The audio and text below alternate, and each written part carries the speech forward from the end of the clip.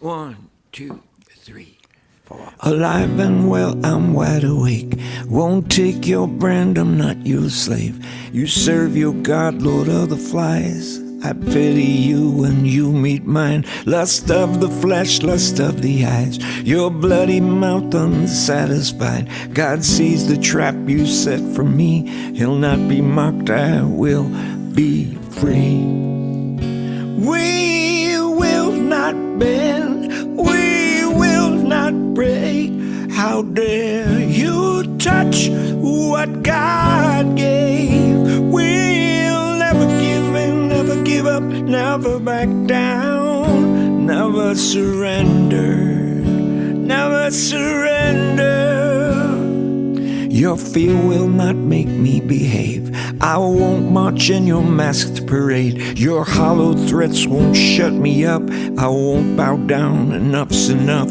You say you'll give us what we need, as if you own the air we breathe. Stand up 100 million strong. Thought we'd lie down, well you thought wrong.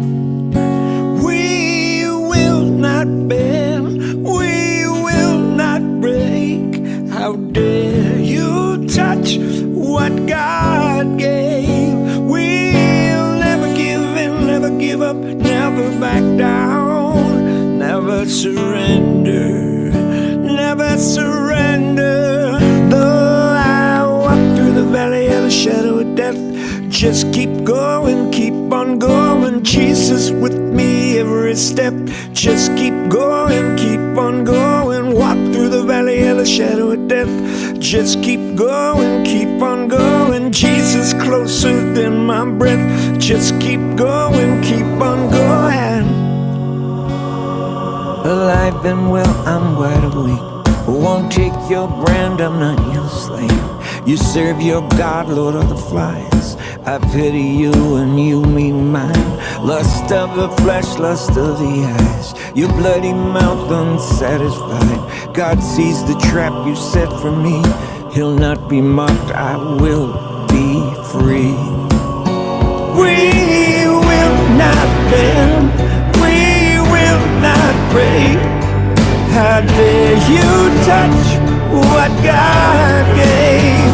We'll never give in, never give up, never back down, never surrender, never surrender. Your fear will not make me behave. I won't march in your masked parade. Your hollow threats won't shut me up. I won't bow down, enough's enough. You say you'll give us what we need, as if you own the air we breathe. Stand up 100 million strong. Thought we lied down. I'll let you know when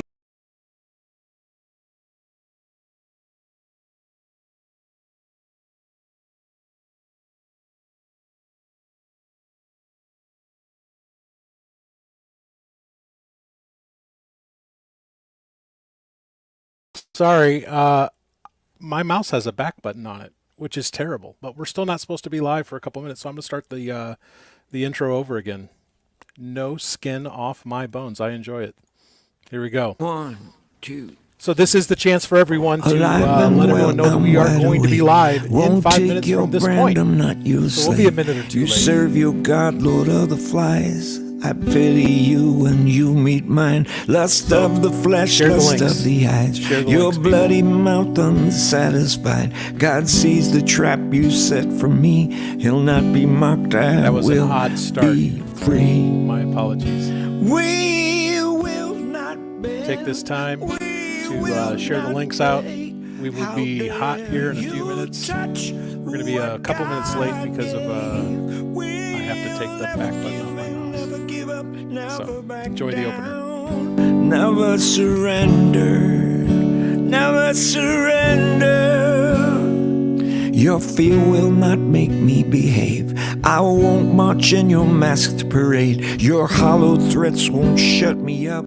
I won't. Also, as you see below on the banner, let us know where you're watching from in Illinois.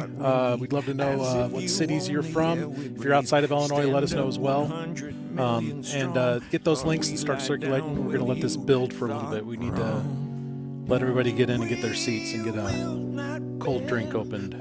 So we'll see you guys in a minute. How dare you touch what God gave?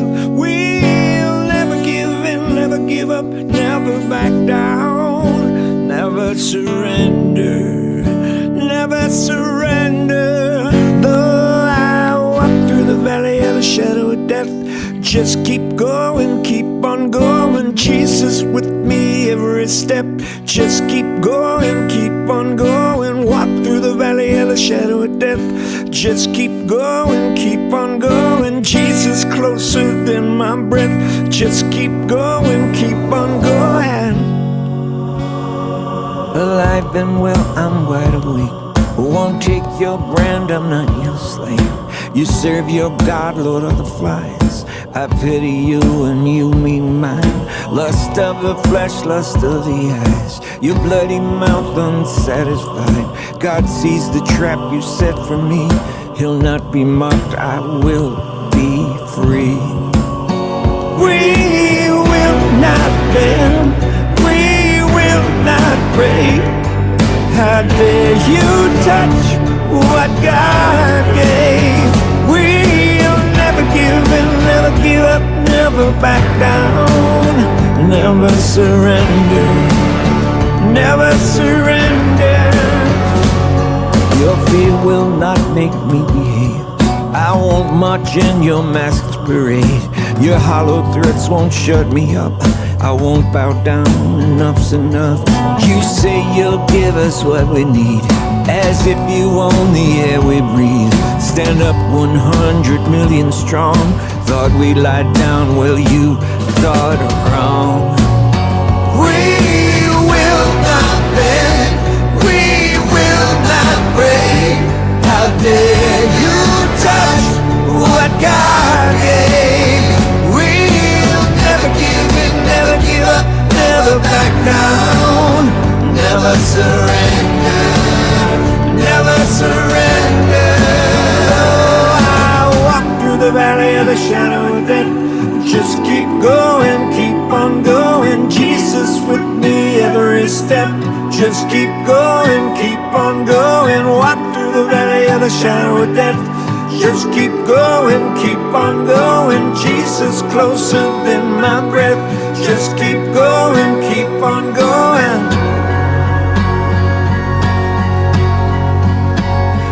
We will not bend, we will not break. How dare you touch what God gave? We'll never give in, never give up, never back down. We'll never give in, never give up, never back down. We'll never give in, never give up, never back down. Never surrender. Oh, I walk through the valley of the shadow of death. Just keep going, keep on going. Jesus with me every step. Just keep going, keep on going. Walk through the valley of the shadow of death. Just keep going, keep on going. Jesus closer than my breath. Just keep going, keep on going.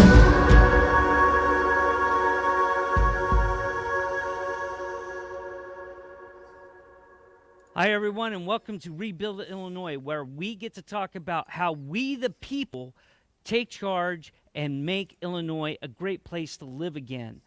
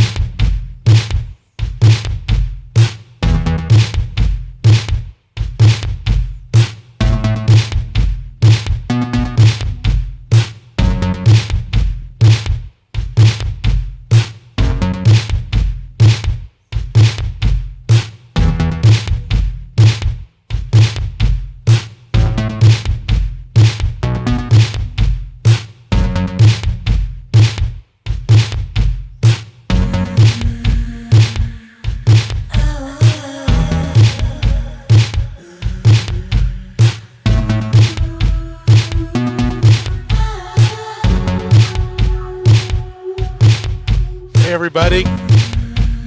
Welcome to the town hall. We finally got this thing figured out, I think, for the opener. Today is January 16th, 2022. My name's Christian. I'm going to be one of your hosts tonight, but not one of your primary hosts. We have the amazing homeschooling, used to run for office, Teresa Rayborn joining us as well. We also have Major Ben Beerley, also ran for office. A lot of information about the upcoming election from people who actually have experience running for office, which is hopefully going to be useful for everybody. How are you guys doing tonight? Everyone, you good? You're all muted. I'm going to unmute you just because I don't want you to have to reach for that mute button. I've got your back. What's going on, guys? Pretty good tonight, just staying busy, getting ready for this next semester of teaching. It's always a busy period for professors or teachers in general at the start of any new semester and also at the end. So That's kind of where my focus is. Well, we have a lot to actually continue to teach tonight. So you're not off the clock yet, Ben. I want to let you know. Teresa, how's it going over on your end of the world? Oh, it's going pretty good. We had a belated Christmas in my house. That's right. My house is still under construction. I think I'm supposed to help you finish the construction. No, I'm come talking this about Friday too. All the Christmas stuff. I've got you got papers? Yeah. Yeah, gotcha. Well, still trying to clean up from it. It's amazing how much it can get trashed very quickly. But I'm sure our cat's having fun. Well, I want to ask anyone who's watching. We got 10 viewers on right now. If you can, in the comments of whatever platform you're on, let us know where you're from, and let us know. We'd like to kind of understand where the viewership is, because this is an effort to actually flip the state. That's ultimately what we're trying to do. We're trying to take it back, and put it back into conservative hands. Not even necessarily Republican hands. We want it in conservative, liberty-minded individuals. So I want to. Go ahead. I was going to say, understand that it is absolutely possible. We think, Illinois. A lot of people think it's a lost cause, but when you break it down to actually the individual neighborhood and work from there, you can really make a lot of difference in the state. And, we'll talk about precinct committeemen, of which I am one, and that is kind of how you do it. And I was able to do it here in Jackson Township with 2 precincts here. And it's something that I'm encouraging all of us to look at and get involved in. That's how we turn Illinois red. It's awesome, man. Speaking of which, Jen had a comment here that I thought you might enjoy. Says she was able to teach her son about primary elections after last week's show. So trickle-down effect. That's a good thing. Definitely. As well as we are going to follow up. I mean, last week's show, it's a good segue here. I wanted to kind of review. We talked about how petitions worked and how they needed to get out. If you missed any of that, please make sure to check all of our media platforms. We are on Rumble. We are on YouTube. I don't think we archive on Twitch. I think we have Odyssey that I've been trying to make sure everything stays in sync. But I'm trying to make sure we're on every platform.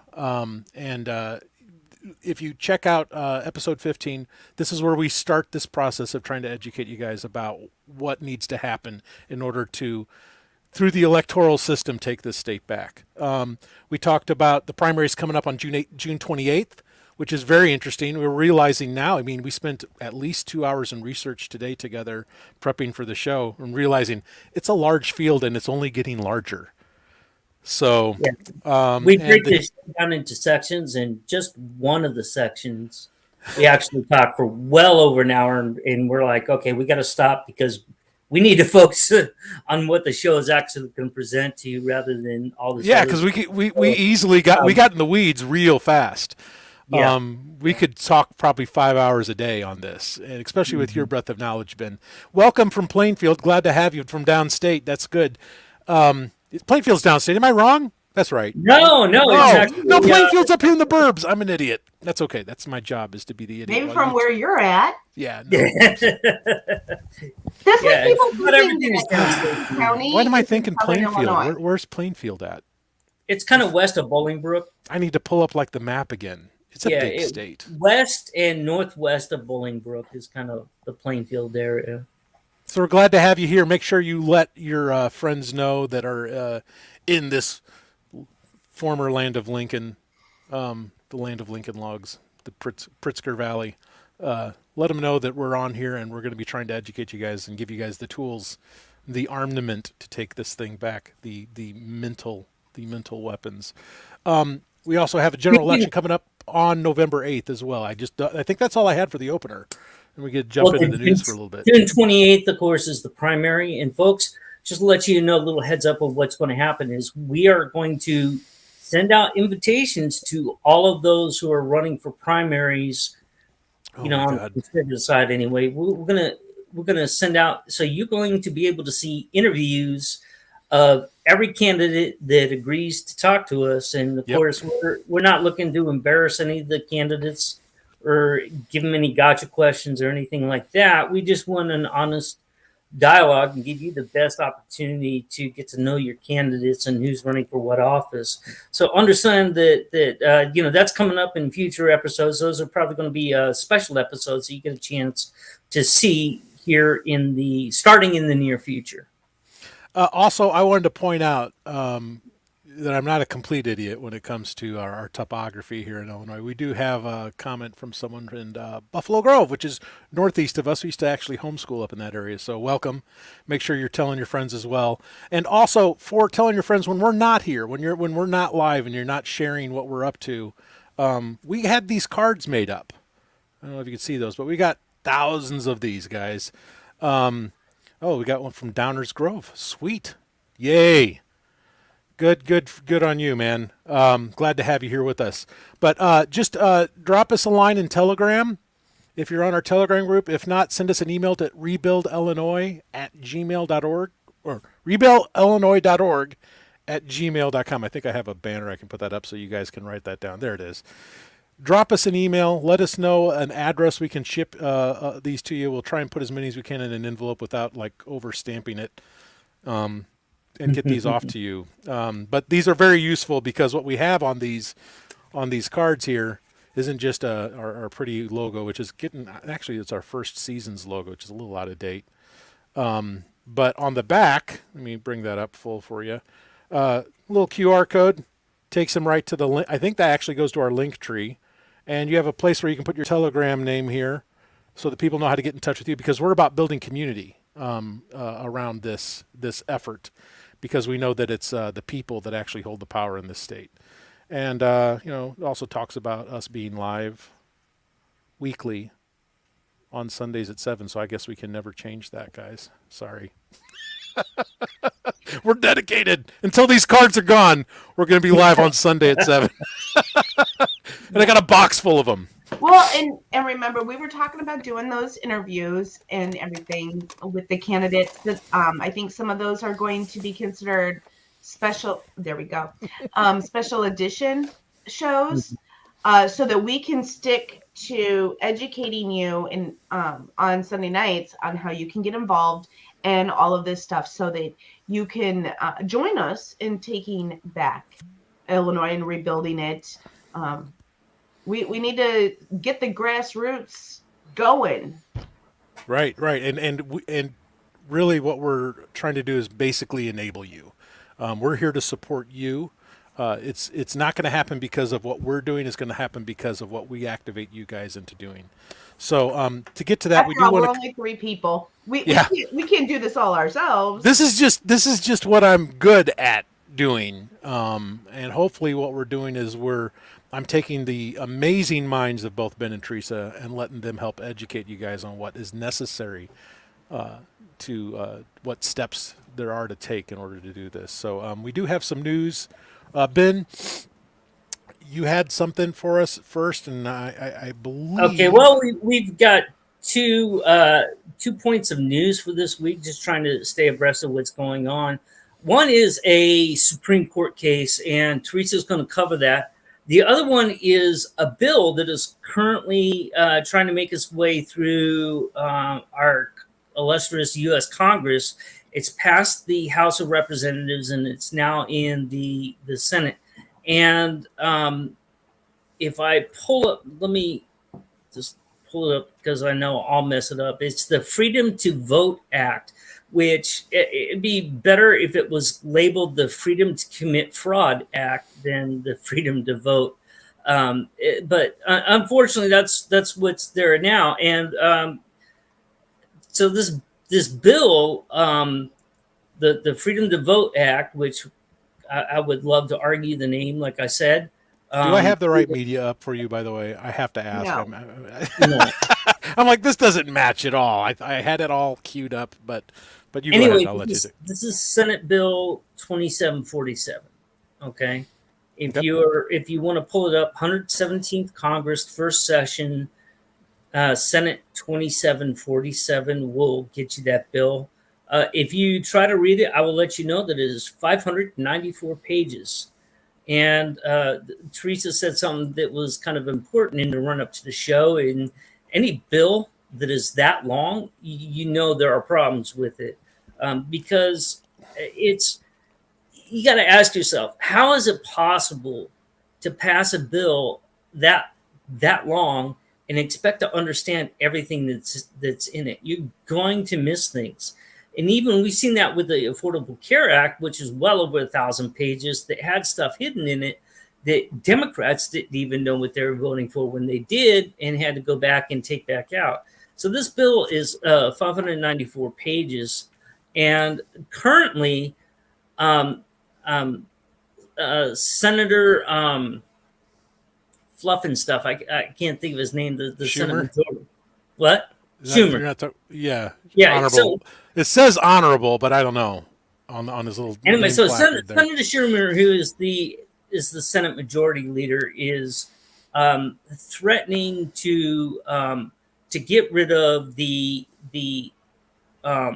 filibuster in the Senate. And for those of you that don't know, let me explain a little bit about Congress and how it works. Okay, we have two sides. We have the House and we have the Senate. And why? First of all, why do we have two houses? And it goes back to 1787 when we developed the Constitution. The history running up to it was really that the federal government, or the national government, we'll say, was, at that time, it wasn't a federal government. It was a government of governments. Okay, the states interacted with the national government, but people did not, and that's something that is not well known, and it sort of gets lost in the context of history.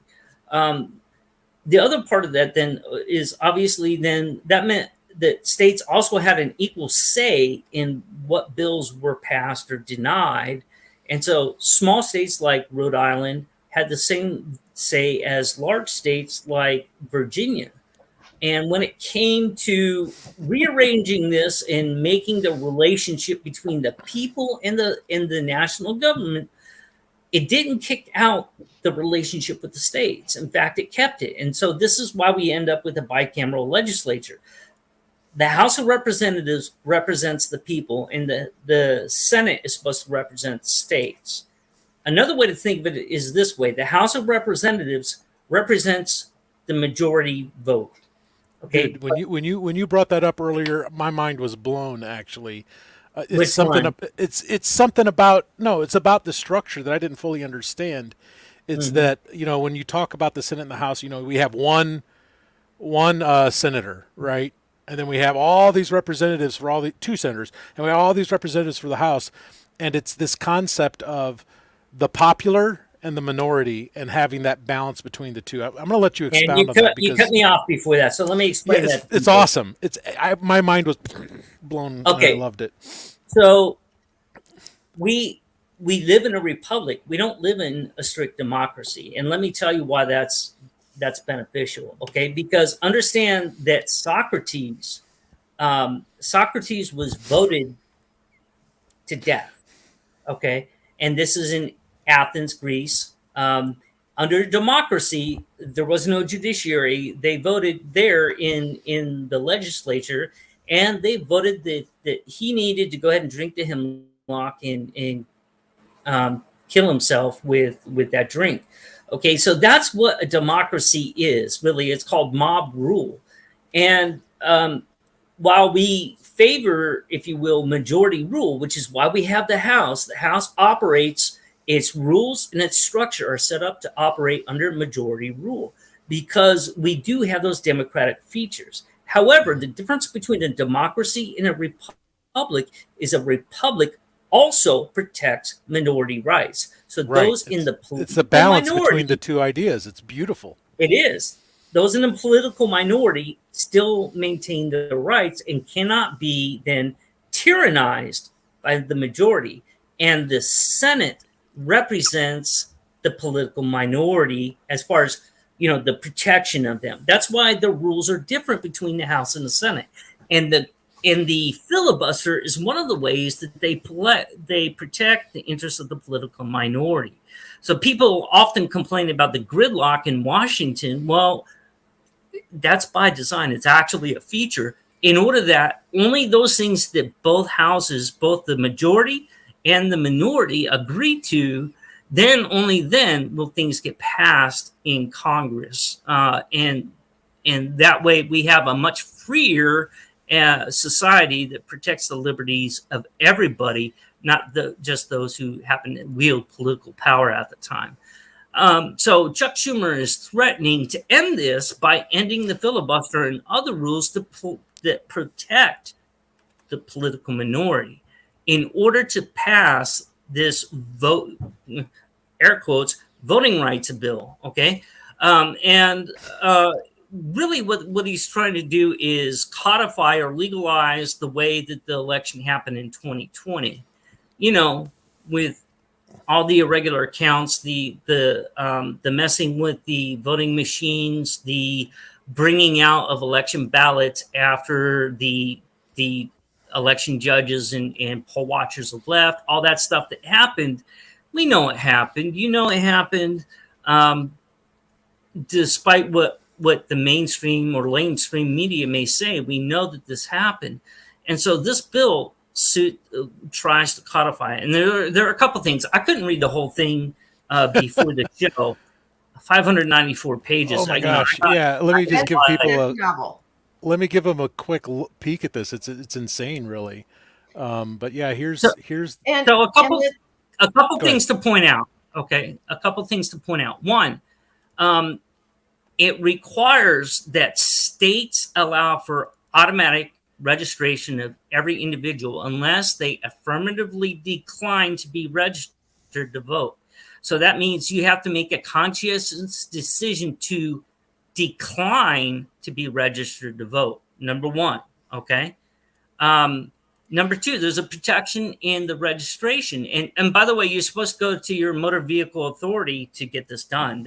So when you register for your driver's license, that's where it happens.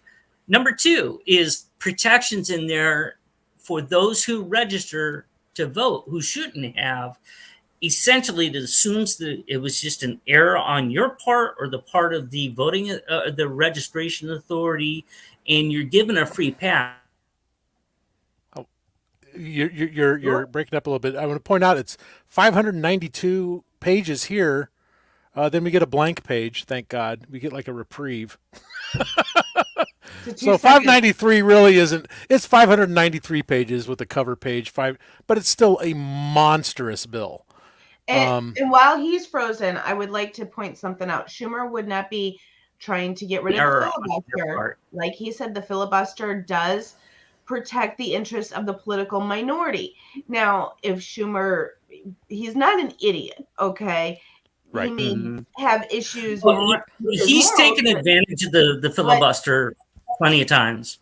But he must think that he and his party will never be in the political minority again.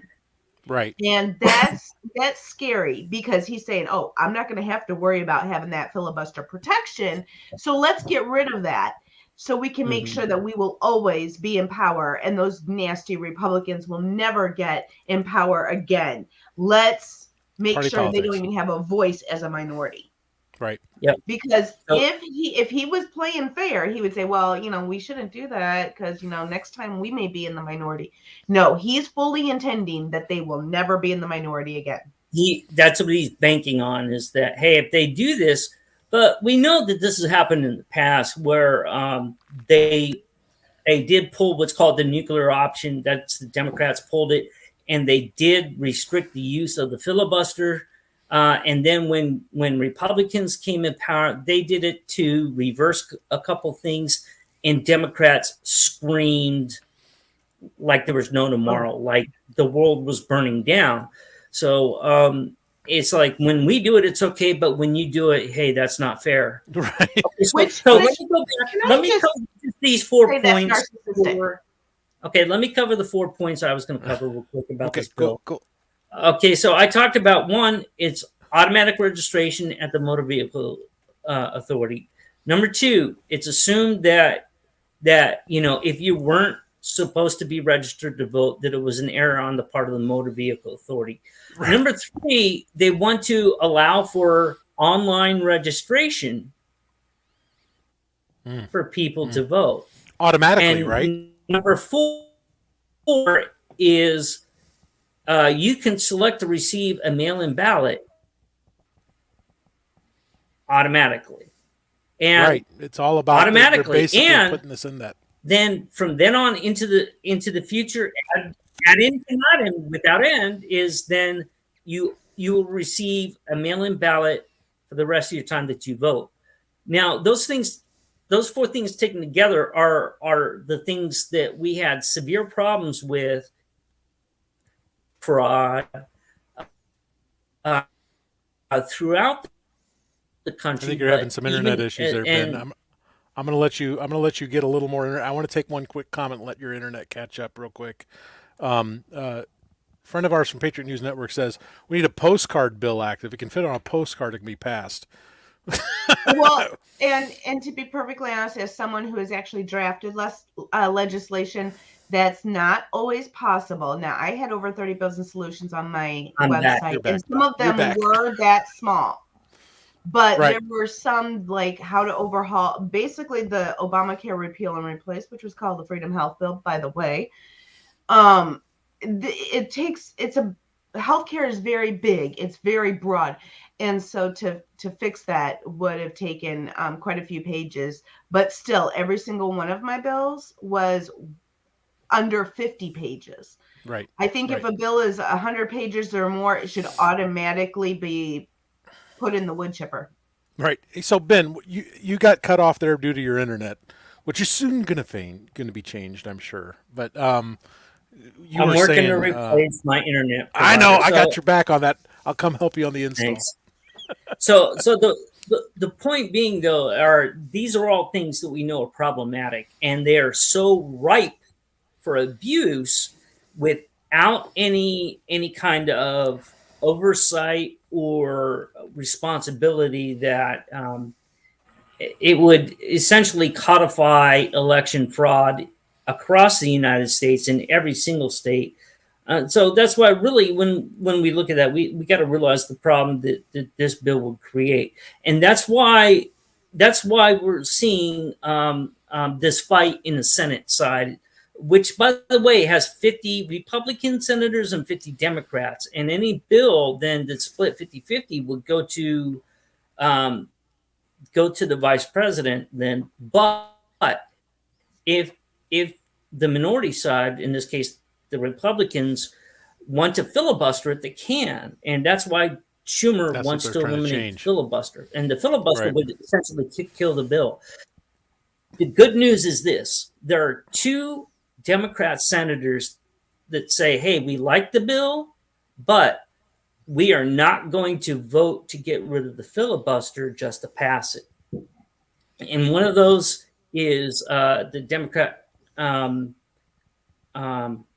Joe Manchin from West Virginia. And I can't remember the name of the other senator, but as well, it takes a lot of courage for them to stand up against the shenanigans of their own party. Joe Manchin did it once already, and so we know he can stand. And we only need one to stand up against that. But it's good to have the two that are willing to stand up against their own party like that, because it really is an abuse of power. That's not what our federal government's supposed to be about. Right. So, do we move on to the next topic? And I would take a couple of comments here as well. I don't know if there is a link. Let me fire that link into the chat. Hopefully that doesn't get us. They like to say we're spamming when we send you guys links, but I don't know how else to get you guys.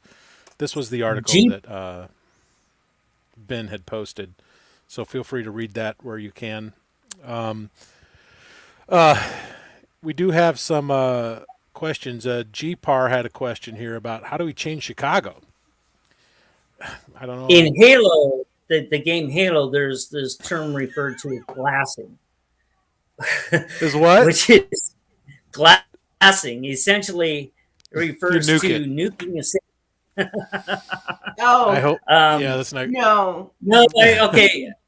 I'm joking, people. Don't take that out of context. I'm obviously joking. I live down in the Chicago. There's a lot of great conservatives downtown Chicago, actually. The problem is that they're going to become refugees if we actually end up flipping this state, because the only real Democratic stronghold is going to be under Lightfoot. And I don't. When is her term up? Is my question. Not soon enough. Not. Honestly, the real answer is that it has to be neighborhood by neighborhood. It has to be precinct by precinct.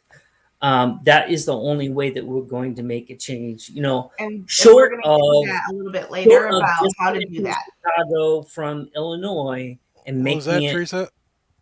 Yeah. We will be talking about precinct committee people later. Oh yeah. So save it. Yeah. So save it. Don't spoil it yet. It really makes a difference. And the problem usually is we just don't have enough people who are willing to volunteer to get out there and talk to their neighbors. Believe it or not, it makes a huge difference in how people vote. We're going to change that. We're going to change that. We're going to change it. Yeah, and it really starts. This community right here with all of you we're the community. We're it. We all live in the state of Illinois. You are part of the club. End of list. Right. So, Teresa, you have any more on that story, Ben, or do we move on to Teresa's story? Move on to the next one. All right, Teresa, it's all you. Okay. So Joe Biden was putting it out there that people need to be vaccinated, and that we need our organizations to step up to that. So OSHA has a regulation that from November that requires private businesses that have more than 100 employees to mandate vaccines for their employees. And if the employee does not get the vaccine, then they would have to be tested, I believe, weekly. And the Centers for Medicare and Medicaid also had a similar mandate for the the employees that work at healthcare facilities that receive funding from Medicare and Medicaid, which the vast majority of healthcare facilities do receive Medicare and Medicaid. So that would mean all healthcare employees need to be vaxxed, or they need to be tested weekly. So we need to tell people what OSHA really is first. Occupational Safety and Health Administration. Yes. But health in there is not regarding illness. It's talking about occupational health, like exposure to chemicals or asbestos or something like that. That's what it's referring to, not medical health. Right. It's about your safety, such as for some at some places of employment, you need to wear steel toe shoes, or if you're doing certain work, you have to have the goggles on, the safety goggles, and different things like this. A lot of us have run into that. Even if you work at Walmart, you've been trained on some OSHA standards. So if you use window cleaner in your office, there's a regulation under OSHA for that. So exactly. Even offices have that. So these these regulations, these mandates from OSHA and from the Centers for Medicare and Medicaid went to court. This went in front of the Supreme Court, and this was argued, claiming that this is invalid, that it's discrimination is what it really Right. comes down to, because you're discriminating people based on their vaccine status. And the Supreme Court ended up blocking the OSHA regulation. And however, they did not block the mandates for the Centers for Medicare and Medicaid. I didn't get into really why that is, but I think that there is some because it's Medicare and Medicaid, it is federally funded, so that makes a huge difference. The person handling the purse strings actually does get to have more of a say, basically.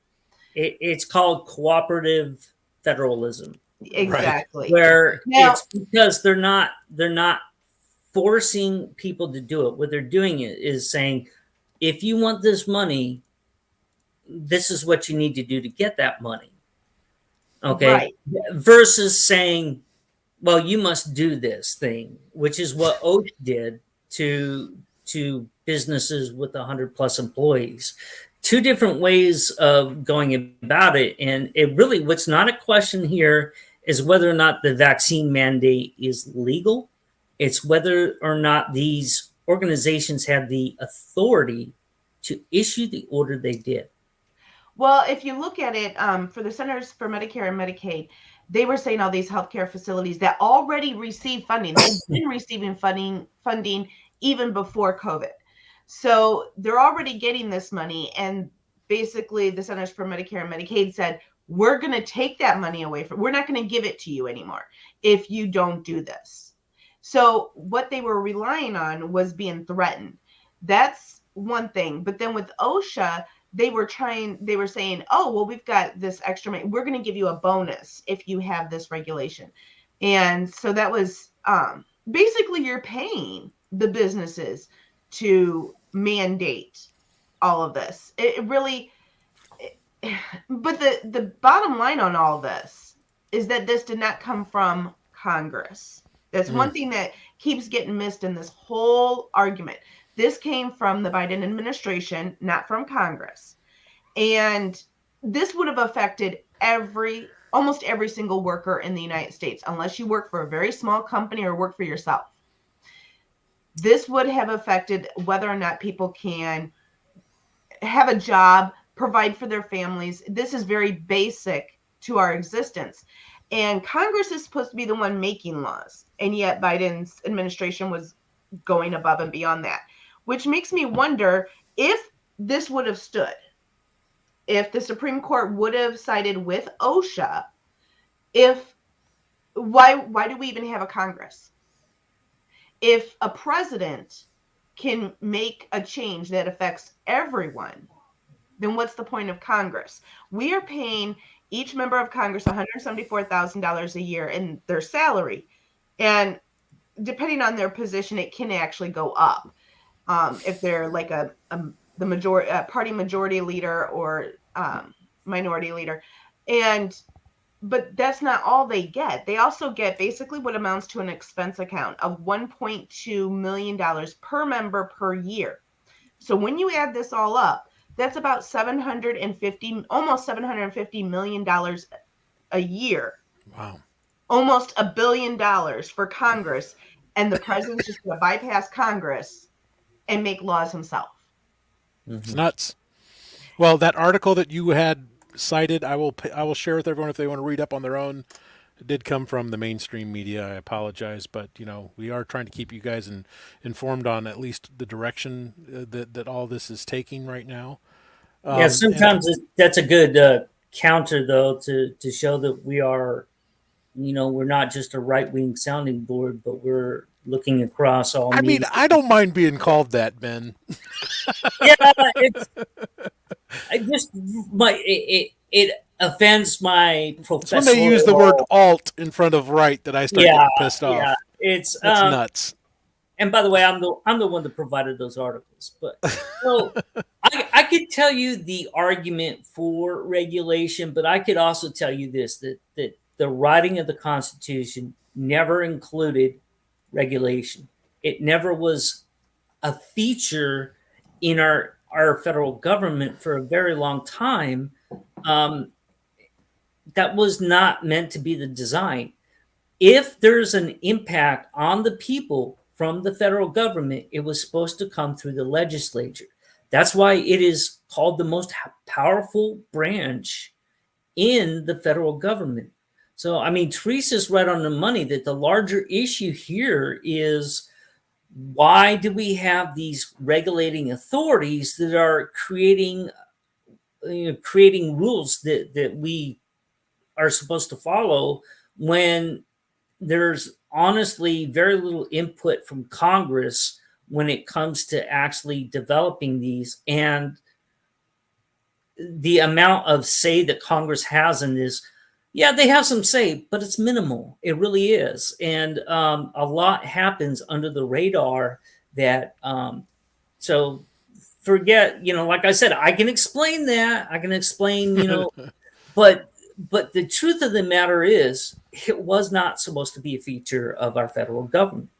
And yes, these organizations are coming up with these regulations, but remember, they wouldn't be coming up with these regulations if Biden and his administration didn't say, do this. It came from him. Sure. Oh, absolutely. And that was one of the good things. He's running as a dictator, but he's using OSHA and the Centers for Medicare and Medicaid to do his bidding.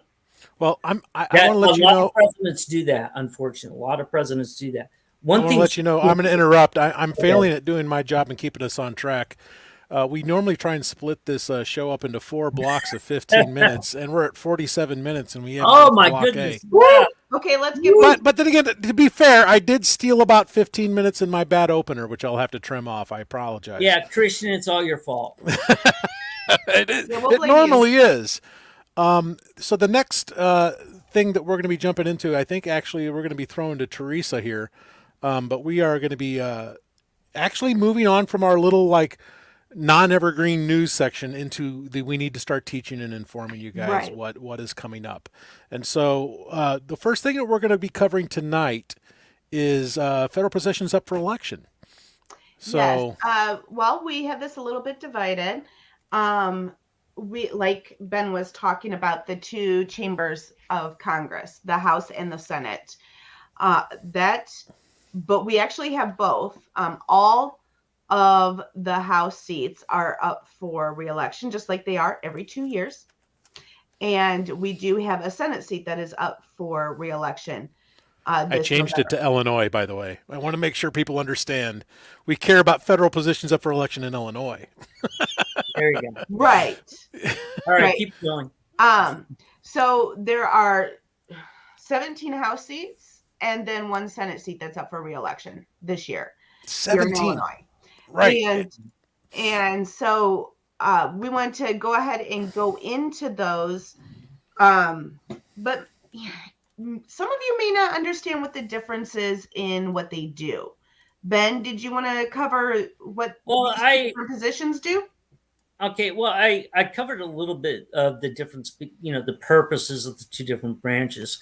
Congress, or that is the House of Representatives and the Senate, differ a little bit in that Congress is the one that introduces anything to do with money, okay? I mean, the House of Representatives. I say Congress all the time. When people refer to Congress, they mean the House. So the House of Representatives is the one to introduce money. The Senate is the one that will confirm any appointments from the president. They will also pass any treaties that are proposed by the president. And they're the ones who have the last say when it comes to gosh, I lost the word entirely. Impeachments. Impeachments. So also congressmen serve for, or representatives for 2-year terms. Yeah. Senators serve for 6 years, 6-year terms. Now they don't all come up for re-election every 6 years in the Senate, there are what they call them three classes, and essentially class 1, 2, and 3, where they rotate. So every 2 years, 1/3 of the Senate is coming up for re-election. The House, it's every 2 years, and so every even year you're voting on every single member of the House and also 1/3 of the Senate. Wow. Yes. So we're up for a very big election year this year. And just to go through some of the qualifications for the House, you have to be 25 and have a heartbeat. I don't know about that. There's some. It may not. That may be questionable. I don't know if they have a heartbeat. They don't have to have a brain. They have to have a heartbeat. Some of them might question if they even have a heart. Right. Now, in the Senate, you have to be 30. Now, okay. Now there's a citizenship requirement too. You have to be a citizen for at least 7 years to run in the House, and it's 9 years for the Senate. Wow. Now, oppose that from the president, who has to be a natural-born citizen, which is different. So somebody who, say, I don't know, from Austria may want to run for the House. You know, the Governor Schwarzenegger can certainly do so, but he can't run for president. Right. Correct. He's capped off there. You have to be a citizen for a certain amount of time, so you can't come and not be a citizen and then run for the House or the Senate. And you can't do it after only 2 years after you become a citizen. It's 7 years for the House, 9 years for the Senate. Now, for both, got a question here. Do tax bills originate in the Senate, Ben? I think that's being thrown to you. Revenue bills, I believe, originate in the House. Okay, so. Okay. I don't want to allow. Yes, sir. I just figured there's no requirement that revenue bills originate in the Senate. No. Okay. And as far as qualifications, you have to live in the state that you're running in. So here, if you're running to serve in the U.S. House or the U.S. Senate, from here in Illinois, and you want to get elected here in Illinois, then you have to live in Illinois at the time of the election, and you have to be a registered voter. Now, that also brings another question. Residency. Do you have to live in the district that you're running in? Because, for Senate, when you run for Senate, you're running for the whole state. But when you're running for the House, you're only running for a district, and there's 17 districts. So do you have to live in that district? A lot of people think you do. According to the Constitution, no, you don't. Okay. Let that sink in for a minute. You can live in District 1 and run in District 5. Okay. Interesting. So how is that being taken advantage of, or is it being taken advantage of? Well, there are some people that do that. Okay. But it's one of the things that a lot of people bring up during a campaign, because if the person is not living in the district that they're running for, your opponent will attack you for being a carpetbagger, saying that you don't know anything about this district, you're not from here, how can you represent the people when you're not a part of the people? So that becomes a real issue. However, I'm going to disclose something. I technically lived only about 2 miles outside of the district I was running in, but I had spent the vast majority of my life living in the district that I ran in.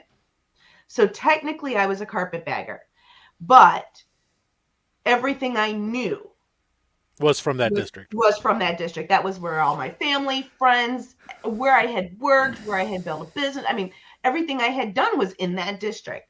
I just happened to move right outside the district. And at the time that I moved, I did not know that I wasn't even thinking about running for office.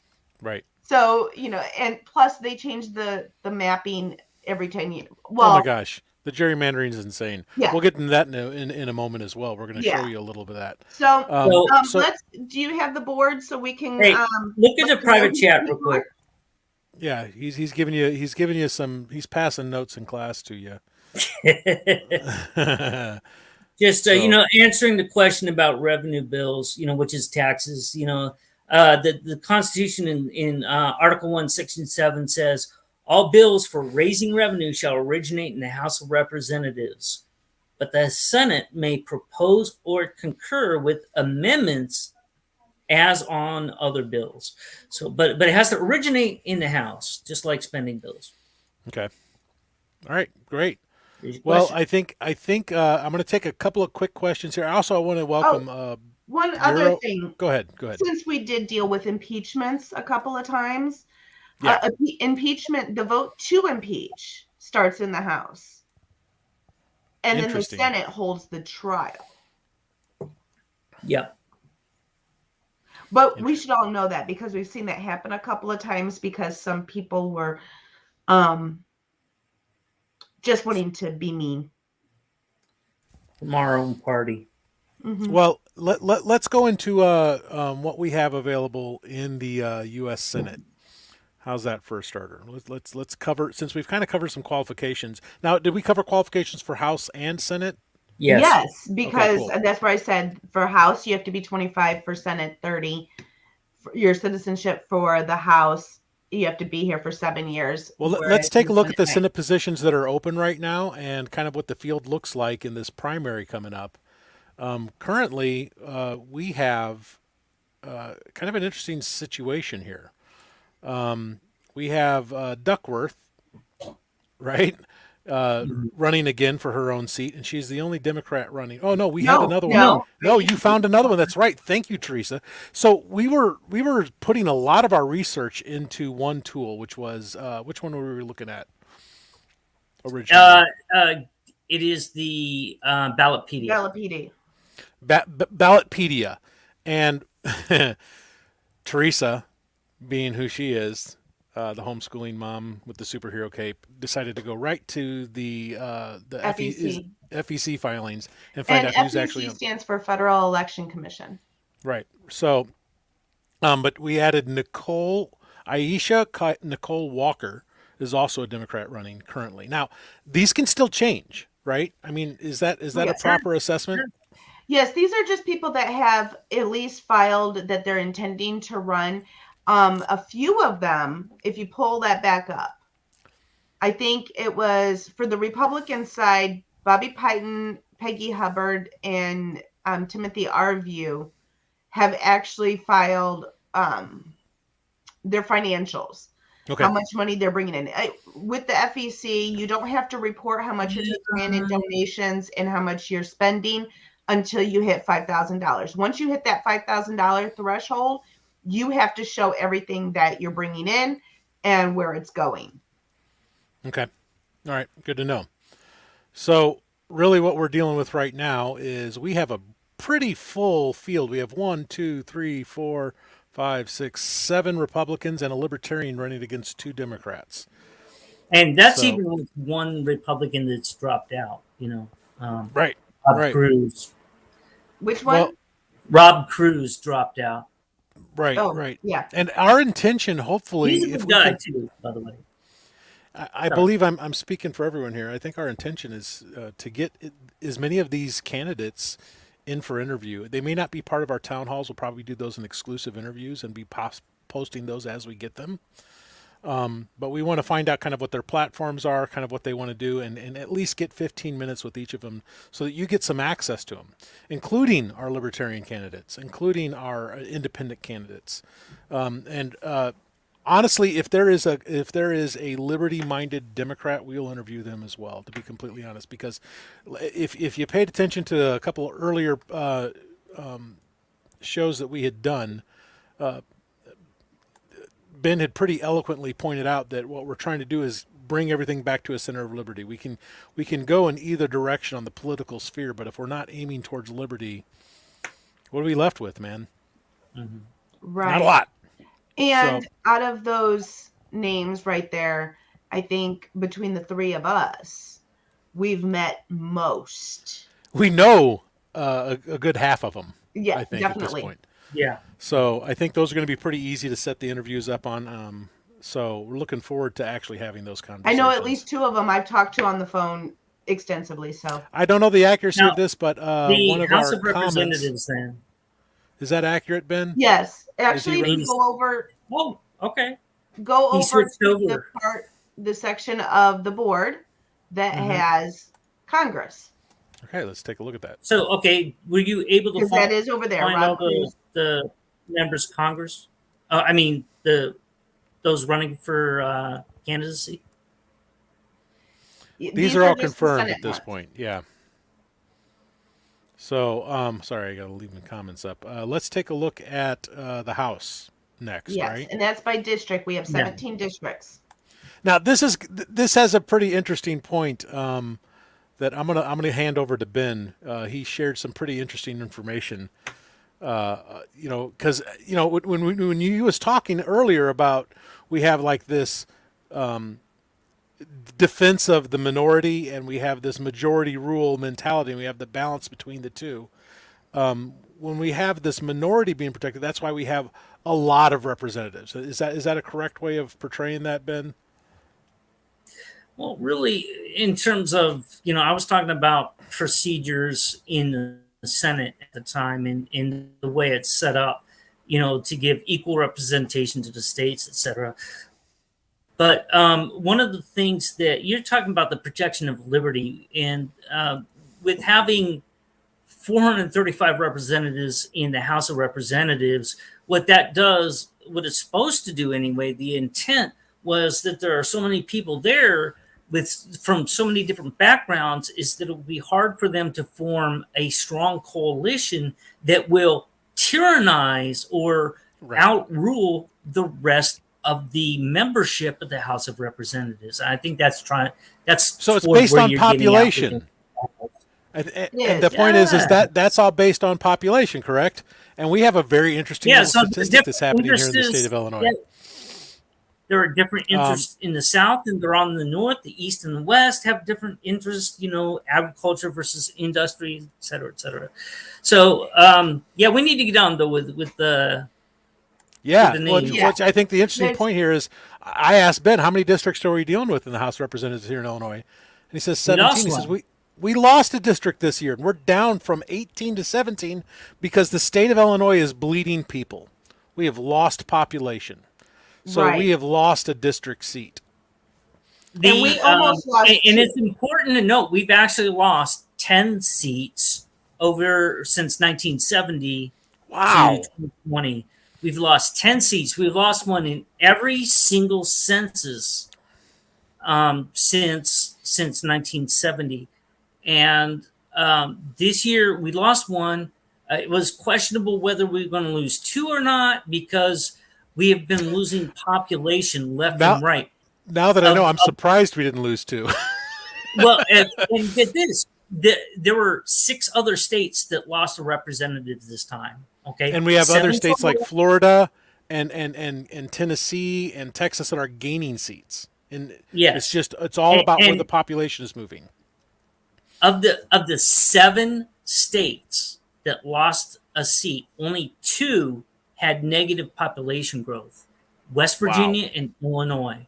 All the rest had positive population growth, but just not in keeping with the rest of the country as people moved around. That's why they lost seats. So, if your population is growing, very slightly, but, other states are growing very fast, like Texas, Texas is going to pick up a couple seats and you're going to lose one. And that's what happened. But we actually lost population between now and the last census in 2010. It's something like 2.3%. And let me clarify something. Each member of Congress, actually, these districts, like we said, is based on population. Each member of Congress is supposed to be representing approximately 700,000 people. Wow. So it's very big. Each district is very big. Even more now. Yeah. And every cycle it goes up. Every time they go to redistrict. Let's go ahead and go through the list of who's running. We do have 25 Republicans that are running for the United States House for a seat in only for 11 seats. But there's a lot that we don't have any candidates in. It's time for your rant, Teresa. I heard it Okay, earlier. so here's my rant. Yeah, Let's go ahead and put that list up. Put that list up. You got it, you got it. Will show. I was going to say in District District 1, we felonies have 8 white. Democrats, Right. 1 non-party, and 1 other, and no Republicans. None. Last Now, I heard, Felonice White was going to run in District 1 again. which I really do hope she does. She's a good lady. She she's a good lady. ran last time, and she's such a classy lady. Ashley Ramos is the one running for the district I ran for, which was District 2. And that was incumbent Robin Kelly, who is also, by the way, Robin Kelly is also the chair of the Illinois Democrat Party now. Wow. She took over for what's his name? I don't know. You're supposed to know. I No, don't know. it just the one that was the speaker. Okay. The Speaker of the Illinois House. Ben, help me. Mike Madigan. There you go, Madigan. Yeah. So Kelly took over for Madigan. And she's definitely in that same vein. Good. So, riddance. anyways, District 3, we've got 2 Democrats running, and then Justin, I'm not sure how you pronounce that. Burrell. Burrell. Burrell. You're out. Now, notice we're not naming all the Democrats. I'd like to ask if anybody knows if any of these Democrats are truly liberty-minded or conservative or not fans of Pritzker. Let us know. Right. We'd love to actually interview those people as well, because honestly, we don't want to oust those on the other side of the aisle that are basically trying to fix the state. Right. So, and I have met Justin, just saying, and I actually talked to Ashley just the other day, found out she's running. So we do know these candidates, a lot of them. Now, District 4, we have Jesus Garcia. He's the incumbent that is currently in office. And no Republican yet. Say it together. No, No Republican net. Republican. Yet. District 5, we've got 3 Democrats, including the incumbent Mike Quigley. Again, No Republican yet. yet. Interesting. And then District 6, we have 2 Democrats, including Sean Casten, the incumbent, and Marie Newman, who is actually the incumbent in District 3. So she wants to shift districts. Yeah. Well, now this is a result of the redistricting here in Illinois. Yes. As a result of losing a district, they had to cover down on that lost district, and what has happened Redistricting. Right. Also known as gerrymandering. And we do have 6 people running on the Republican ticket. Great. So here's the thing. You saw all those no Republican yet, no Republican yet, no Republican yet.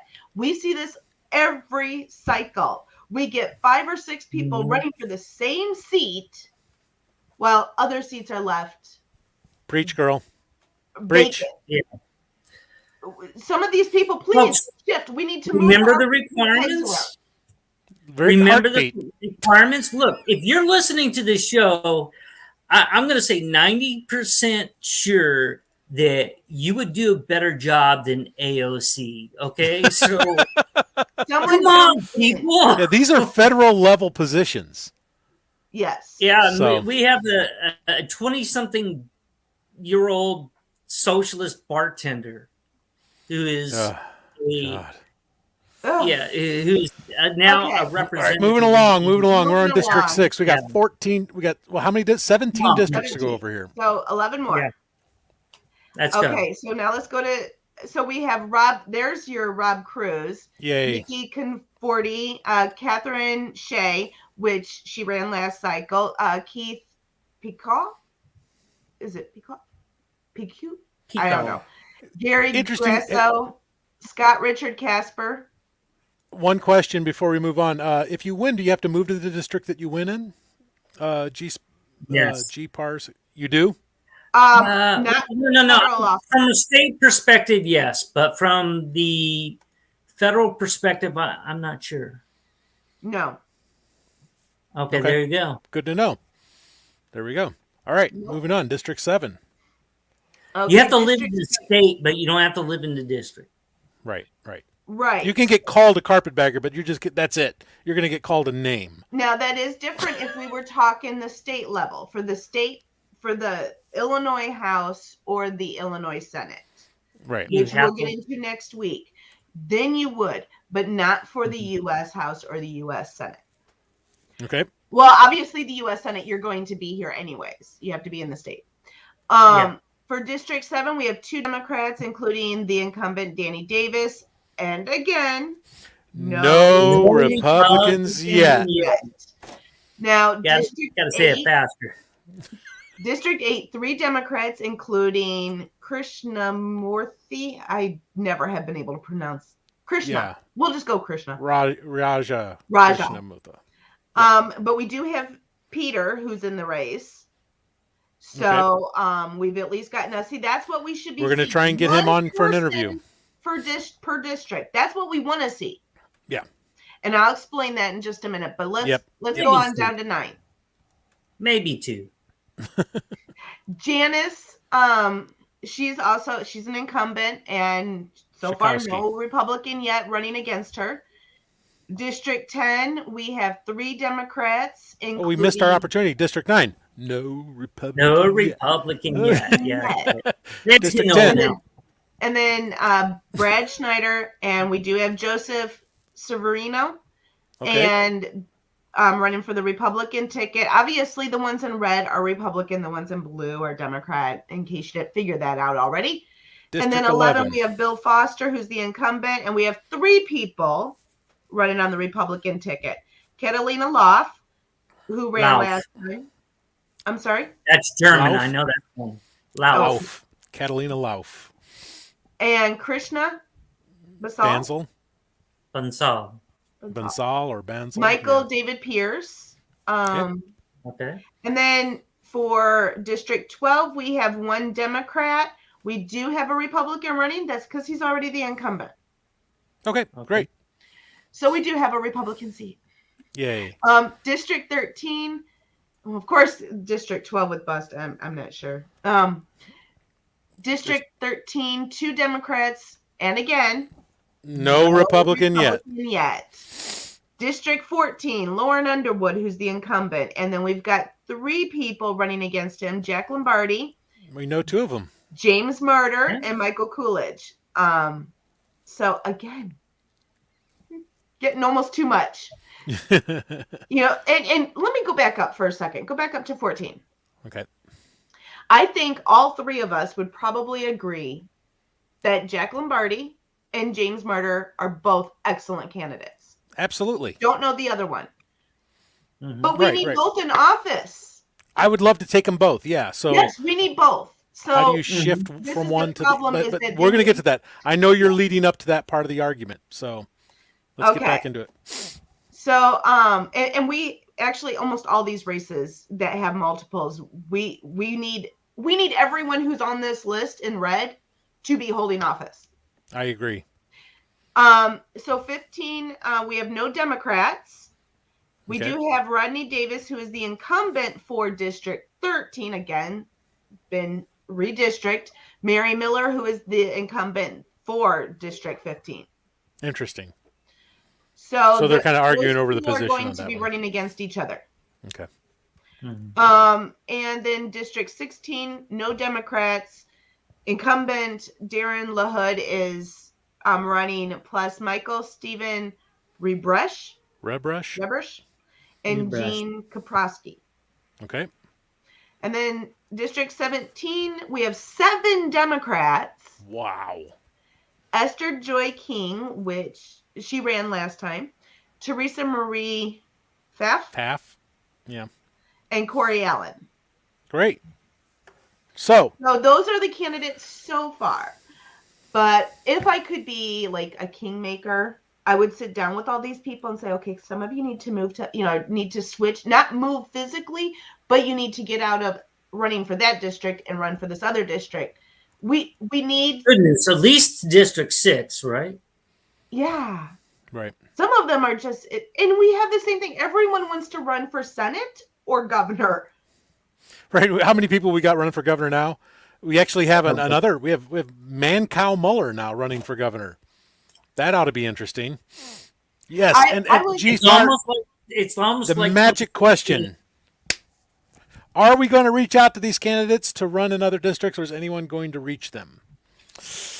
Well, it's not really under our control. We can make suggestions. I don't know how easy it is for them to switch from one to the other. Ben, you might be able to answer that. It wouldn't be. It's not too late. It depends. Part of the thing is they're collecting petitions right now. So if it happened, it would have to happen within the next couple of days. That someone reaches out to them and says, "Hey, you got to think about moving over to this district that doesn't have anybody running there." If it gets past a week, it's almost too late. They could maybe be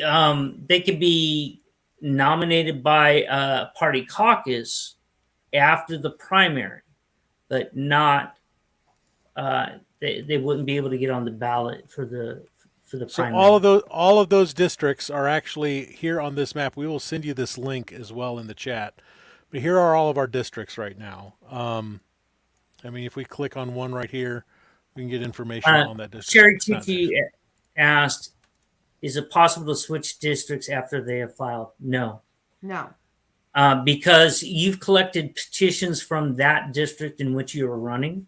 And so if you're going to switch districts, you have to collect petitions from that new district. And that's the problem. Now, like I said, though, after the primary, the party can nominate somebody to run in a certain position. It's just now they're sort of appointed as the candidate versus voted in as a candidate. And those two things are very different in the eyes of the public and the press. And let me also clarify, if you are expecting that, what are these? How many seats was that? 6 seats that supposedly we don't have a Republican running in.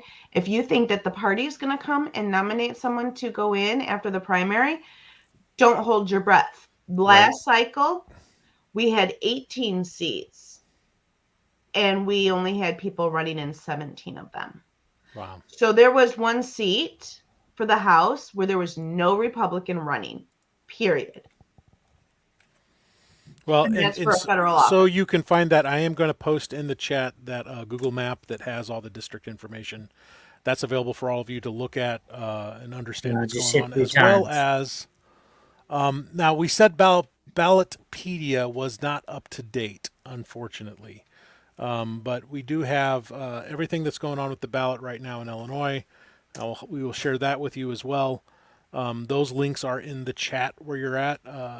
So, we want to make sure that you guys are informed. And we are compiling our own resources for you as well. It will take a little time. We're still working on that. Understand, though, the Ballotpedia during the election cycle will remain up to date. It will get updated, yes. It's just a little behind the FEC filings. Yeah, so right now it is. But they'll get there, and they will certainly stay up to date as much as possible. The deeper we get into it. The deadline to run for office is that you have 60 days to get your signatures. I think we covered that last week when the filing deadline is. Do you remember what that was, Ben? We said April. Yeah. April 14th. Don't get too accurate. I mean, I could look that up real quick, but or was it? Yeah. I can't remember if it was March or April 14th. I think it was April. Actually, you know what? I think you said 60 days, so I think it may be March. No. Yeah, it was down from 90 days to 60 30 days. No, hold on. Because it went from September to October, November, December. Yeah, so it's 60 days. You're right. Going that right. So it's 60 days. So it's March 14th. Okay. So, and we said there's a difference though in regard to filing on the first day and the last day. The state establishment told me they didn't want a primary. So they asked me to step aside. This is Scott Green. but for 2 election cycles, they let the seat go uncontested. That's true. And this is the HRO sometimes. I don't want to blast any organization publicly, but sometimes these organizations do try to make these calls, and you got to wonder, what are they thinking, really? Right.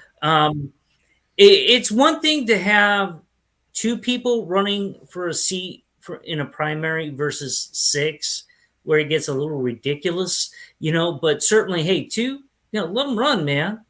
3, Right. let them run. But Right. yeah, we're trying, got, just trying to fill all the positions is what we would like to see.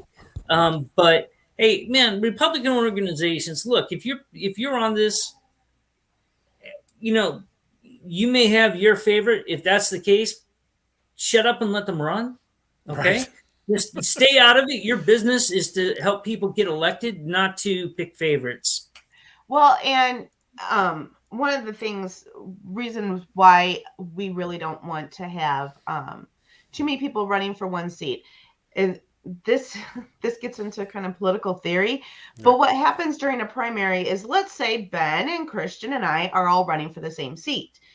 Well, I want to win the primary.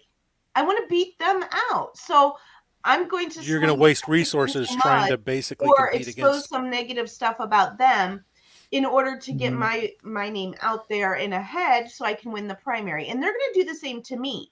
So it really doesn't matter who wins in the primary, because whoever ends up coming out, let's say I come out of that, but maybe Ben and Christian have both said some stuff about me, and now that's out there. I'm already damaged. I'm entering the general election with some scars on me already.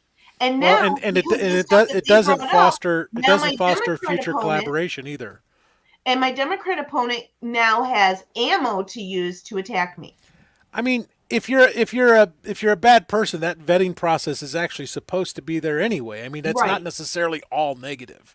You want someone kind of going, well, if this guy's kind of a slime bag, and I don't know why he's running for the same position I am, Ben. Maybe that process is got some redeemable qualities, but at the same time, you're right. I think we end up basically pitting good men against good men, and some of them refuse not to spar, but others, love to sling mud, and we end up with an inefficient system. As a matter of fact, the inefficiency of the electoral system is why we started this whole thing. I basically wanted to make sure that we were putting efforts that helped the entire state, not just one individual. So here we are. So there was a question here about, I called the state election office and they couldn't tell me what district, I guess, that this person lived in. So I'm putting in the private chat the State Board of Election polling place lookup link. Okay, and I'll send that off in the main chat if you want. Okay, yeah, it's an ugly link, but that will get you there to ask for your zip code. Once you give your zip code, it'll ask for your address. Is that the one that we went over last week, by the way? Yes. We do have I think links. We covered the one that was in the, I don't know, it might be, or we covered the one that was in the county election. That is the one that, yeah. So let me grab that and. So the one I gave was State Board of Elections, 2 different things, but they should still have that same information. Another question: deadline to run for office. Okay, again, it's based on when the petitions are due. Okay, and the petitions, you can go ahead and draw your petitions now. I love that you're asking. By the way, that's fantastic. Yeah, and just keep in mind then that deadline is in March. Well, we said the exact date in the last video, so I wasn't prepared to. We'll put links up to our other social on this as well, and it will be in the description of all these videos. But I will post last week's town hall where we did cover that topic. I'm sorry, I don't remember it off the top of my head. I am an absent-minded professor.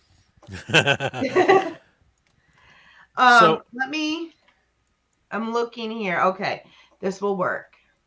So hey, in the comments, Sherry Tucci, if you want those people, you want to help get them started, we can we can reach out to them and give them pointers on how to get started. Okay. Yeah, and I we can just give put a you link- access to all of our videos. This should be like a class when we're all done for anyone wanting to run, hopefully.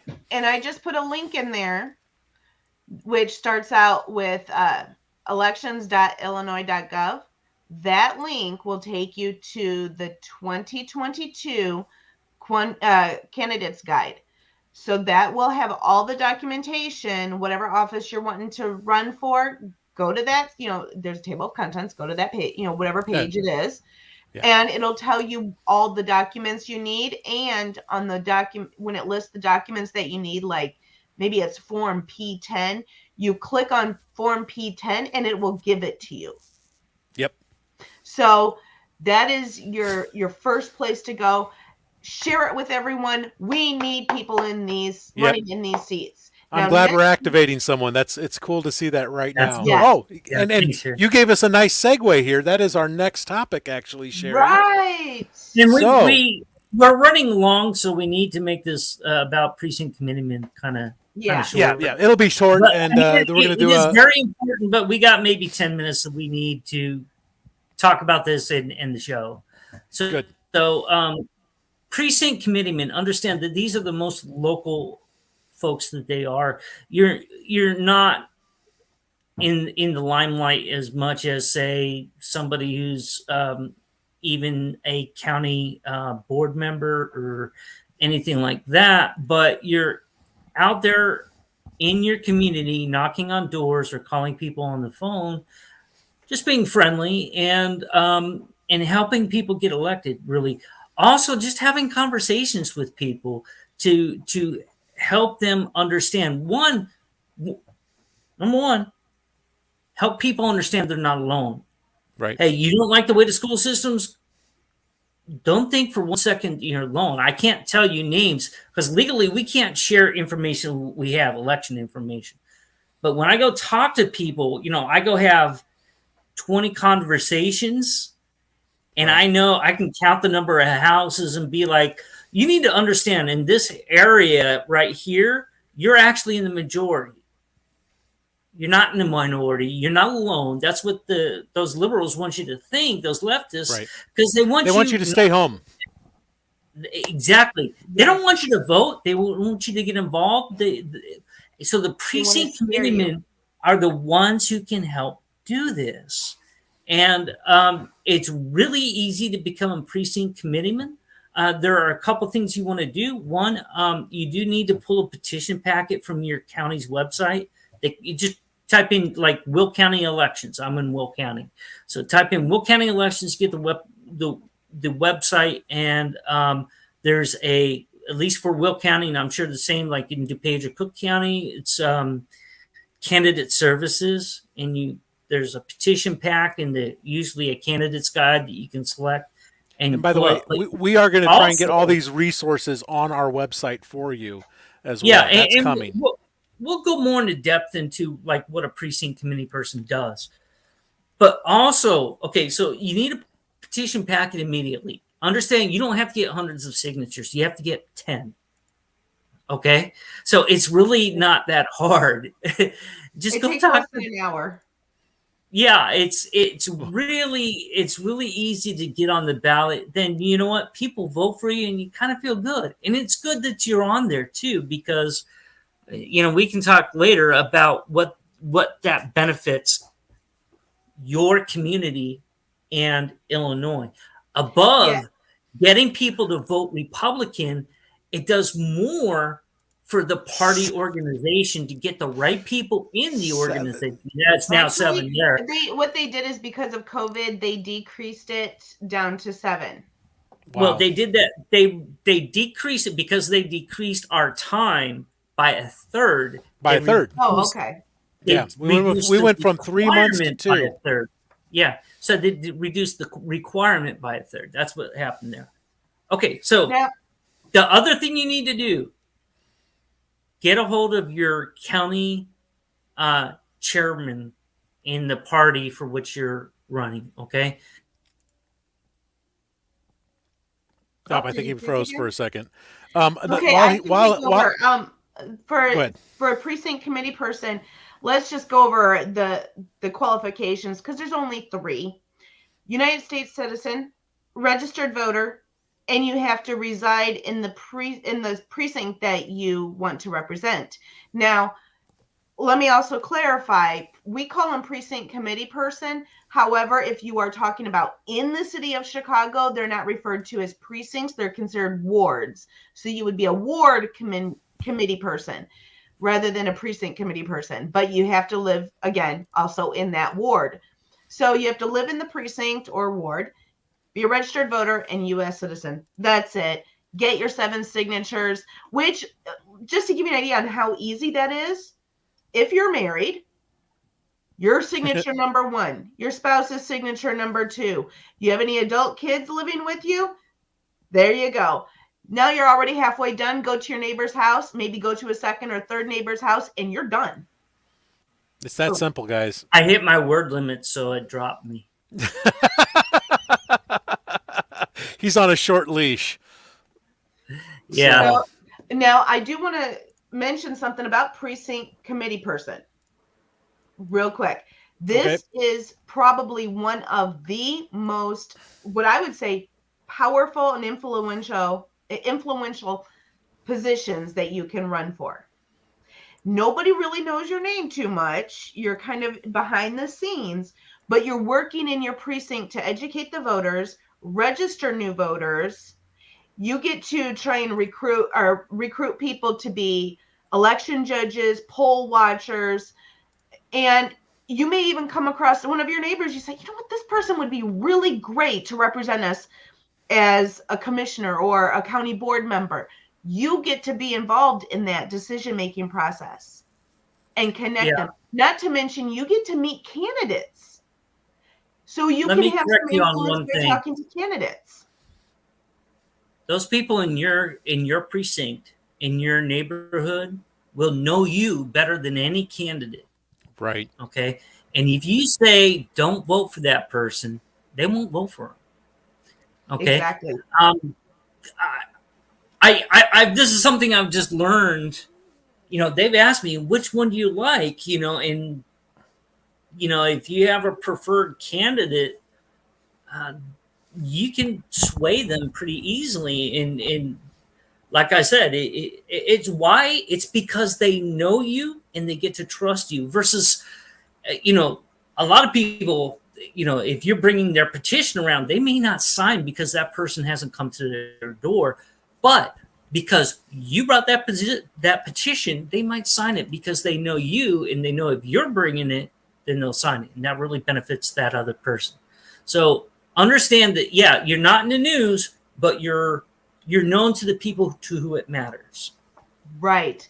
And your word carries a lot of weight with your neighbors, with the people in your community. And that can really affect the change. It's at this grassroots level. It's all these little pebbles of precinct committee people doing what they're supposed to be doing. That affects the change. This is our ground game. This is our army. This is our secret weapon. And the Democrats are really good at this. And we stink.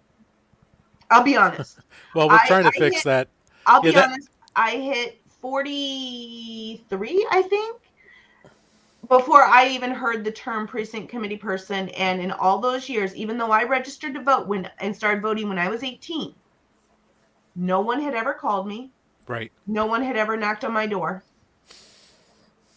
Okay, so we need to answer some questions. So not only do we need precinct committee people in place, we need active precinct committee people. Right. We don't need people warming seats. And it's first of all, it's a volunteer position. It's not paid, but it's also not like a full-time job. It's not even a part-time job. Right. Like getting signatures. You're going to go out and you're like a third base coach. To get those, and a couple times a year you're talking to the voters. It's not like you're doing this every day. Right. All right, Teresa, we need to go ahead and wrap up. Yeah. So I see a couple questions here. One, someone was asking what NTRO stands for, and correct me if I'm wrong, that's probably Naperville Township Republican Organization. I don't know what the AN stands for, but usually township Republican organizations are on there. So that's what that is. It just refers to a township which has several precincts in it. Next one is how many PCs per precinct? There's Two. only one. No, one for Okay. the Democrat, one for the Republican. oh, Right, you right, got right. me there. Okay, but you got me there. I'm thinking for the party, there's only For the one. party, But only one. But it's like for my precinct, there's me, and I just appointed a precinct captain. It's an appointed position. There's only one who runs for office, but you can have multiple appointed positions within that precinct. And these are people going to help you to do your job. Okay. You don't Right. have to do this all alone. You actually want to get people, if you can, every few blocks, you'd love to have a volunteer, doing things right. So, yeah, just one, but understand that there can be others who are helping that precinct committee person do their job. I love that we're getting questions, by the way. This is fantastic. This is what we really wanted to be here for. How many precincts in Will County? A couple hundred. Joliet Naperville alone is has Joliet. I think the number in Joliet alone is 37. Wow. Okay, so the smallest township has one precinct, but you get others like Joliet, like I said, have 37. Bolingbrook has a whole bunch as well. I think Thornton Township, which was in the south suburbs, had well over 100. So And there can be some really big ones. Yeah. Ganner's had a question as well. Where do you go for training? For precinct committee person? Yeah. There's tons of places you can go, but I guarantee that your Republican organization, your county Republican organization, if they're even half what they should be, they will offer training for precinct committee persons. Okay. Right. I know Will County Republican, the central committee here, offers it every single time. They'll offer precinct committeeman training almost every year, if not, then every 2 years. But I think it's just about every year we offer that training to our precinct committee persons. One, to get the new people, help people meet each other, and then of course for new people to get them up to speed. And Lake County has training on the 22nd. There you go. There you go. And other organizations offered as well. I think IFI is going to be offering some training coming up.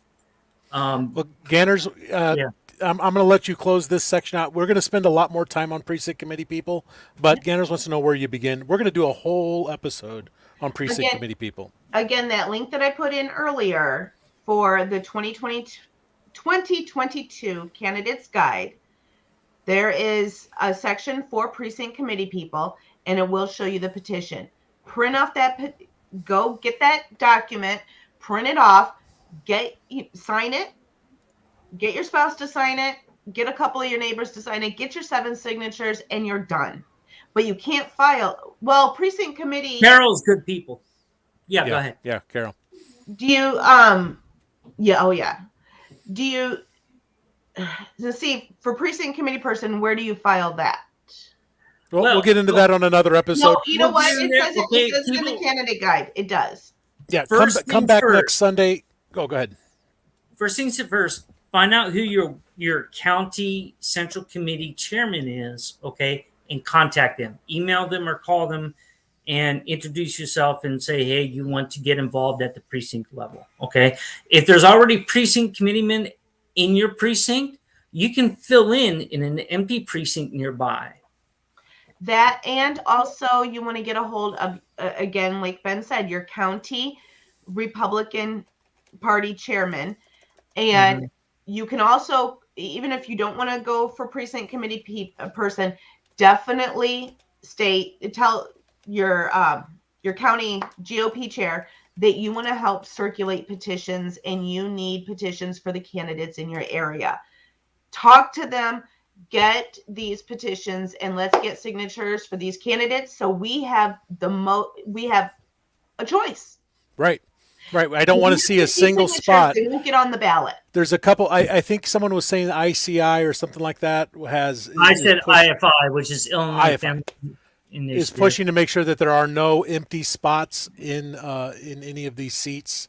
Moreover, they're trying to make sure that there are good, solid Christian conservatives in those positions. Great. Right. Because they understand it. And Carol Davis of Illinois Conservative Union is trying to do the same thing as well.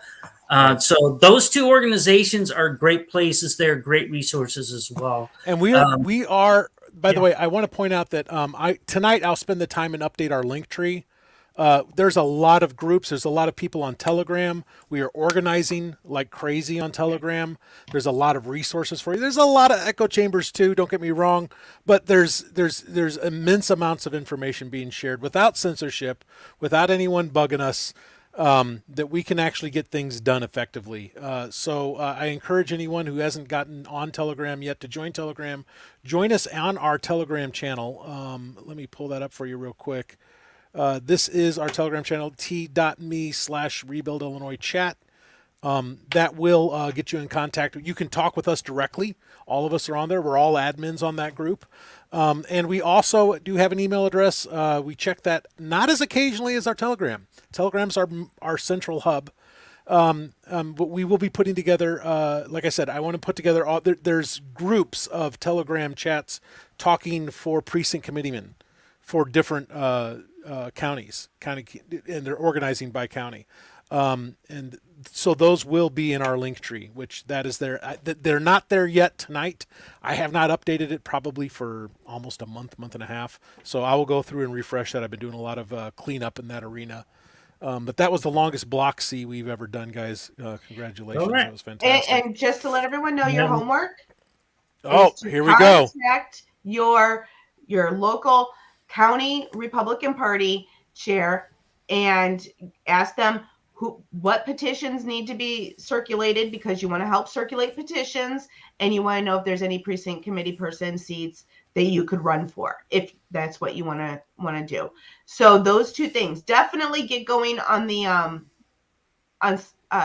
circulating those petitions, because we need to get these candidates on the ballot, and there's very little time to get these signatures. And I will add there as my closing comment this. Look, if you're having difficulty with any of that, give us, reach out to us, and we will make sure that you're not only pointed in the right direction, but there's someone on the other side there for you to get a hold of. Okay, so just know that we're not just talking heads. We'll also help point you in that right direction. Okay, so thank you all for paying attention tonight. I know it's kind of long, but it's great information again.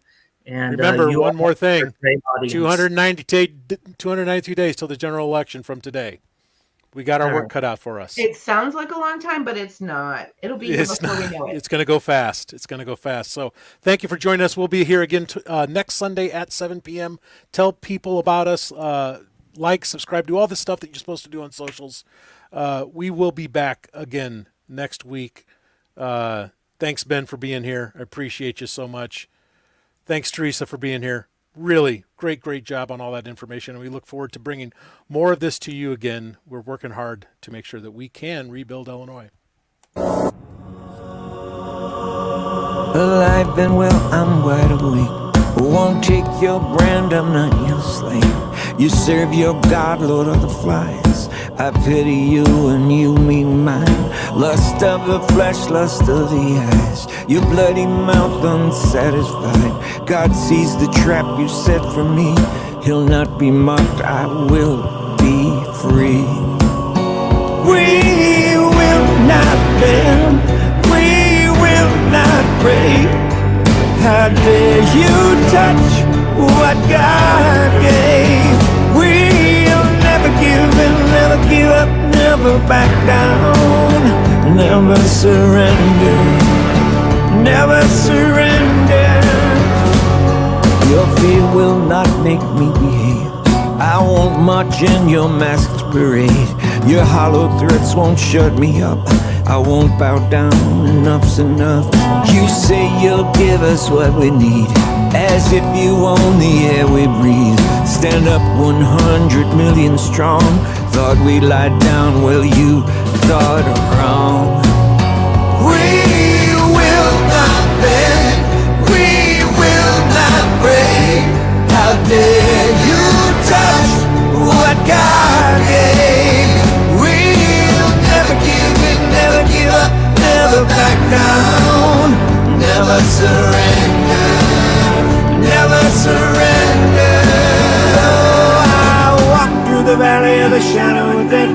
Just keep going, keep on going. Jesus with me every step.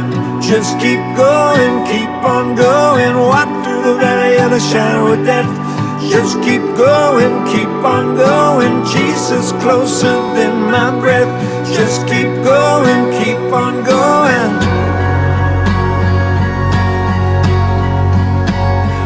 We will not bend, we will not break. How dare you touch what God gave? We'll never give in, never give up, never back down. We'll never give in, never give up, never back down. We'll never give in, never give up, never back down, never surrender. Oh, I walk through the valley of the shadow of death. Just keep going, keep on going. Jesus with me every step. Just keep going, keep on going. Walk through the valley of the shadow of death. Just keep going, keep on going. Jesus closer than